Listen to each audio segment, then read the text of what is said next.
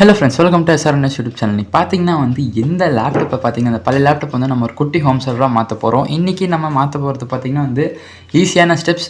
நீங்கள் டக்குன்னு அதை ஒரு சர்வராக நீங்கள் மாற்றி யூஸ் பண்ணிக்கிற மாதிரி தான் இன்றைக்கி நம்ம பண்ண போகிறோம். அதுக்கு முன்னாடி நீங்கள் இன்னும் நம்ம SRNS யூடியூப் சேனலுக்கு சப்ஸ்கிரைப் பண்ணலாம். சப்ஸ்கிரைப் பண்ணிக்கோங்க. ஏன்னா நம்ம ஆல்ரெடி 500 சப்ஸ்கிரைபர் ஆந்த வேலை இருக்கும். நீங்கள் சப்ஸ்கிரைப் பண்ணால் சீக்கிரம் 500 சப்ஸ்கிரைப் வச்சிடலாம். அதெல்லாம் இன்ஸ்டாலே ஃபாலோ பண்ணிக்கோங்க. ஓகே ஃப்ரெண்ட்ஸ், வாங்க வீடியோக்குள்ளே போகலாம்.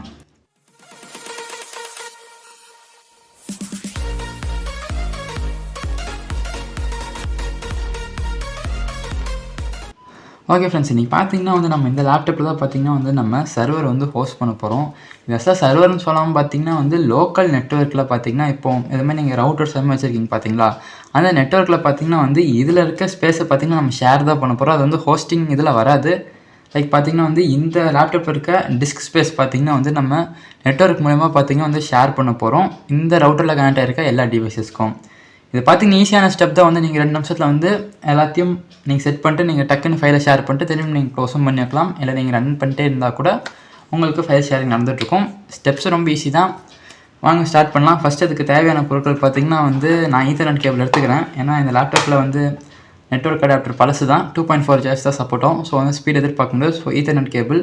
அப்புறம் இந்த லேப்டாப்போட ஸ்பெக்ஸ் நான் சொல்லிடுறேன். நண்பர்களே, இந்த லேப்டாப் பார்த்தீங்கன்னா ஹெச்பியில் G42 சீரிஸை சேர்ந்தது. இந்த லேப்டாப்பில் பார்த்தீங்கன்னா first generation Intel i5 480M ப்ராசர் இருக்குது. அதோட கிளாக் ஸ்பீட் பார்த்தீங்கன்னா அதிகபட்சம் 2.9 GHz வரைக்கும் போகும். அப்புறம் பார்த்தீங்கன்னா இந்த லேப்டாப்போட DDR3 6GB RAM போட்டிருக்கோம். ப்ளஸ் 256GB SSD பார்த்தீங்கன்னா இந்த லேப்டாப்பில் இருக்குது. நீங்கள் இப்போ பார்த்தீங்கன்னா இந்த லேப்டாப்போட ஸ்பெக் பார்த்துருப்பீங்க. நீங்கள் ஹோஸ்ட் பண்ணுறதுக்கு பார்த்தீங்கன்னா ஒரு பென்டியம் ப்ராசர் இருந்தால் ஓகே. அப்புறம் 3GB ரேமு. எதுக்குன்னா ஏன்னா நம்ம விண்டோஸ் 10 இருந்தால் நம்ம ஹோஸ்ட் பண்ண போகிறோம். மினிமம் விண்டோஸ் 10 இருக்கணும். நீங்கள் 11 இருந்தாலும் உங்களுக்கு பிரச்சனை இல்லை. ஏன்னா விண்டோஸ் 10 கொஞ்சம் ஸ்மூத்தாக ரன் ஆக பார்த்தீங்கன்னா நம்மளுக்கு ஒரு 3GB ரேம் தேவைப்படுது. அப்புறம் SSD ஓகே, இதனால HDDனாலும் ஓகே, பிரச்சனை இல்லை. ஓகே ஃப்ரெண்ட்ஸ், வாங்க லேப்டாப்போட ஸ்க்ரீன் ரெக்கார்டிங்க்கு ஸ்விட்ச் ஆகலாம். ஓகே நண்பர்களே, இப்போ பார்த்தீங்கன்னா நம்ம லேப்டாப்போட ஸ்க்ரீன் ரெக்கார்டிங்க்கு ஸ்விட்ச் ஆகிடுச்சு. ஃபஸ்ட்டு நம்ம ஈத்தர்நெட் கேபிள் போட்டுடலாம். ஓகே, ஈத்தர்நெட் கேபிள் டிரெக்ட் ஆயிடுச்சு. இப்போ அடுத்து பார்த்தீங்கன்னா நம்ம இன்றைக்கி என்ன பண்ண போகிறோன்னா, இந்த லேப்டாப்பில் இருக்க ஒரு குறிப்பிட்ட டிஸ்க்கு நம்ம ஃபஸ்ட்டு ஒன்று ஃபார்மேட் பண்ணிக்கணும். அந்த டிஸ்கில் இருந்து ஒரு ஃபோல்டர் தான் நம்ம இன்றைக்கி ஷேர் பண்ண போகிறோம். இதுக்கு நம்ம எந்த வித தேர்ட் பார்ட்டியோ அதுமாதிரி நம்ம எதுவுமே டவுன்லோட் பண்ண தேவையில்லை. அதாவது ஆப்ஸ் எதுவுமே டவுன்லோட் பண்ண தேவையில்லை. விண்டோஸில் இருக்க அதே டிஃபால்ட் ஃபீச்சர்ஸ் தான் நம்ம இன்றைக்கி பண்ண போகிறோம். ஃபஸ்ட்டு பார்த்தீங்கன்னா அந்த டிஸ்பிசி ஓப்பன் பண்ணிக்கோங்க. இப்போ அடுத்து பார்த்தீங்கன்னா நான் ஒரு டிஸ்க் நான் தனியாக ஃபார்மேட் பண்ணி வச்சிட்டேன். நான் வீடியோ எடுக்கணும்னு சொல்லிட்டு எல்லாம் உங்களுக்கு எப்படி பண்ணணும்னு சொல்கிறேன். டிஸ்பிசியை ரைட் கிளிக் பண்ணிக்கோங்க. மேனேஜு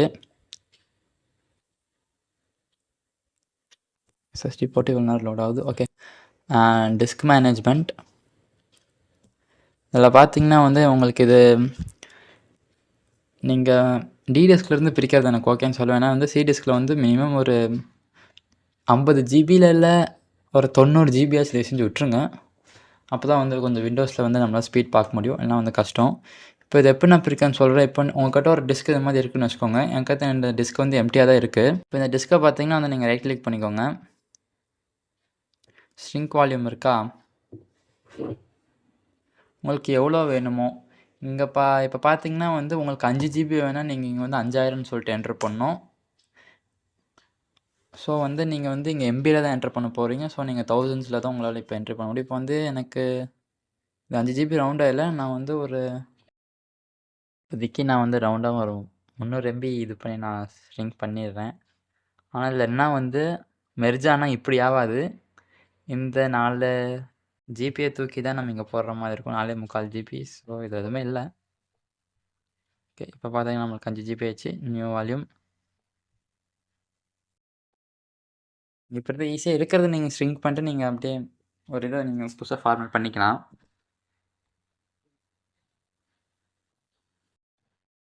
அவ்வளோதான். பார்த்தீங்கன்னா நம்மளுக்கு ஒரு டிஸ்க் வந்துருச்சு. அதை ஓப்பன் ஆயிடுச்சு. எல்லாம் க்ளோஸ் பண்ணிடலாம். எல்லாம் அவ்வளோதான். ஸ்டக்காகி நின்றுக்கும். ஸ்க்ரீன் ரெக்கார்டிங்கே லேப்டாப் ஃபேனு ஜெட்டு மாதிரி ஓடுது. இப்போ பார்த்தீங்கன்னா ஃப்ரெண்ட்ஸ், நீங்கள் ஒரு டிஸ்க் இது மாதிரி நீங்கள் போட்டதுக்கப்புறம் அதுக்குள்ளே ஒரு ஃபோல்டர் ஒன்று க்ரியேட் பண்ணுங்க. எந்த பேர்னாலும் வச்சுக்கோங்க. நம்ம வேணால் இந்த ஃபோல்டரை தான் நம்ம ஷேர் பண்ண போகிறோம். டிஸ்க்கை ஷேர் பண்ணலாம். ஆனால் நம்ம ஃபோல்டரை ஷேர் பண்ணுறது ஓகே மாதிரி தோணுது செக்யூரிட்டி ரீசன்ஸ்க்காக. ஸோ இப்போ நம்ம ஃபோல்டர் ஒன்று க்ரியேட் பண்ணதுக்கப்புறம் பார்த்தீங்கன்னா ப்ராப்பர்ட்டிஸ் வந்துடுங்க. ஃபோல்டரோட ப்ராப்பர்ட்டிஸ்க்கு இங்கே ஷேரிங்கு இதில் பார்த்தீங்கன்னா இப்போ இங்கே பார்த்தா தெரியும் என்ன நாட் ஷேர்னு காட்டுதா. இப்போ பாருங்கள் நம்ம அட்வான்ஸ் ஷேரிங்கு போயிடலாம். இங்கே ஷேர் திஸ் ஃபோல்டர் பேர் அதை டிஃபால்ட்டாக எடுத்துக்கிச்சு. நான் இது இப்போதைக்கு ஒரு 5ஆக மாற்றுறேன். பெர்மிஷன்ஸ்க்கு வந்துடுங்க. அங்கே வந்து ஃபுல் கண்ட்ரோல் கொடுத்துருங்க. எவரி வந்து டிஃபால்ட்டாக சொல்லிட்டு இருக்கும் அதான் இருக்கும். ஃபுல் கண்ட்ரோல் கொடுத்துருங்க. ஓகே, இங்கே ஓகே. இப்போ பார்த்தீங்கன்னா இந்த ஷேருக்கு வந்துடுங்க. இங்கே பார்த்தீங்கன்னா இப்போ நம்ம போடுறதுக்கப்புறம் நெட்வொர்க் பார்த்து வந்துருச்சு. டெஸ்க்டாப்பு, அப்புறம் அந்த லேப்டாப் பேர் இது, அப்புறம் இது பார்த்தீங்கன்னா ஃபோல்டரோட பேர். இப்போ இங்கே வந்து ஷேர் வந்துடுங்க. Every one add. இப்போ இந்த எவ்ரி ஒன்ல பார்த்தீங்கன்னா ரீட் அண்ட் ரைட் கொடுத்துருங்க. இப்போ ஷேர் கொடுத்துருங்க. இப்போ பார்த்தீங்கன்னா வந்து இந்த ஃபோல்டர் வந்து ஷேர் ஆயிடுச்சு. ஆனால் இன்னும் நெட்வொர்க்கில் ஷேர் ஆகல. நெட்வொர்க்கில் ஷேர் ஆகிறதுக்கும் இன்னொரு சின்ன ஒரே இது மட்டும் பண்ண வேண்டியதாக இருக்குது. இதே இடத்துல பார்த்தீங்கன்னா நெட்வொர்க் அண்ட் ஷேரிங் வந்துடுங்க. இப்போ இங்கே பார்த்தீங்கன்னா வந்து கரண்ட் ப்ரொஃபைலில் வந்து நமக்கு ப்ரைவேட் இருக்குது. இதில் லாஸ்ட்டாக வந்து டிஃபால்ட்டாக வந்து நெட்வொர்க் ப்ரொஃபைல் வந்து நமக்கு ஆன்ல இருக்குது. உங்களுக்கு ஆஃபில் இருந்துச்சுன்னா நீங்கள் இதை வந்து ஆன் பண்ணிக்கோங்க. டேர்ன் ஆன் நெட்வொர்க் டிஸ்கவரி, அப்புறம் turn on file and printer sharing இருக்குது, அது கொடுத்துருங்க. நான் பப்ளிக்லேயும் கொடுத்துட்றேன். ஏன்னா கொஞ்சம் விண்டோஸ் ஆடுறது கொஞ்சம் பக் இருக்கும். ஸோ நான் பப்ளிக்கும் கொடுத்துட்றேன். அப்புறம் இங்கே ஆல் நெட்வொர்க்கில் பார்த்தீங்கன்னா வந்து நம்ம கொடுத்துடணும்.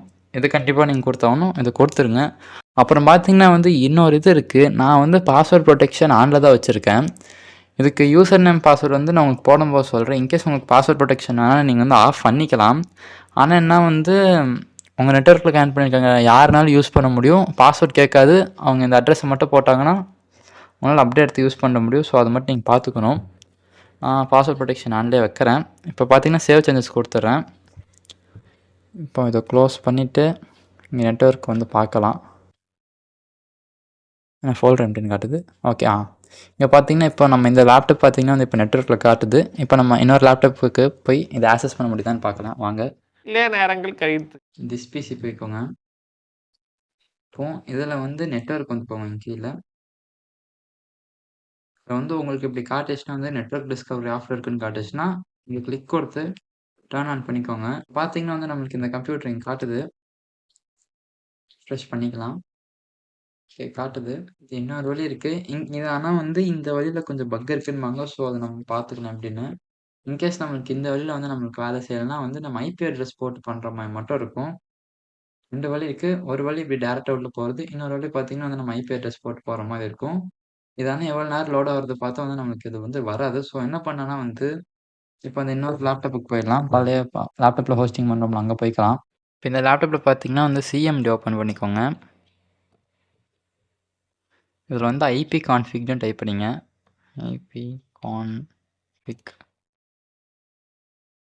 இப்படி டைப் அடிச்சிங்கன்னா வந்து உங்களுக்கு இது மாதிரி அட்ரஸ் காட்டும் நீங்கள் வந்து கனெக்ட் இருக்கிறது. நான் இங்கே பார்த்தீங்கன்னா வந்து இந்த அட்ரஸில் வந்து IPv4 அட்ரஸ் வந்து நீங்கள் எடுத்துக்கணும். இப்போ நம்ம இந்த அட்ரஸ் எடுத்துகிட்டு நம்ம அந்த இன்னொரு லேப்டாப்பில் போய் நம்ம போய் போடலாம். ஓகே நண்பர்களே, பார்த்தீங்கன்னா வந்து நம்ம அட்ரஸ் எடுத்தாச்சு. நம்மளுக்கு இப்படி போனால் வரல. ஸோ நம்ம என்ன பண்ணோன்னா அதை கேன்சல் கொடுத்துருங்க. இந்த டெஸ்க்டாப் அப்படியே இருக்குது. இப்போனா வந்து விண்டோஸ் ஆர் கிளிக் பண்ணி ரன் கிளிக் பண்ணிக்கோங்க. பார்த்தீங்கன்னா வந்து அந்த இன்னொரு லேப்டாப்பில் எடுத்த ஐபி அட்ரஸ் பார்த்தீங்கன்னா இங்கே நம்ம டைப் பண்ணிக்கணும். அதுக்கு முன்னாடி என்ன வந்து 2 ஸ்லாஷ் இதுமாதிரி போட்டுக்கணும். Forward slash. அடுத்து பார்த்தீங்கன்னா அதுலேருந்து எடுத்த அட்ரஸ் டைப் அடிச்சிக்கலாம். இப்போ பார்த்தீங்கன்னா வந்து நம்ம அட்ரஸ் டைப் அடிச்சாச்சு. இன்னொரு ஸ்லாஷ் போட்டுக்கலாம்.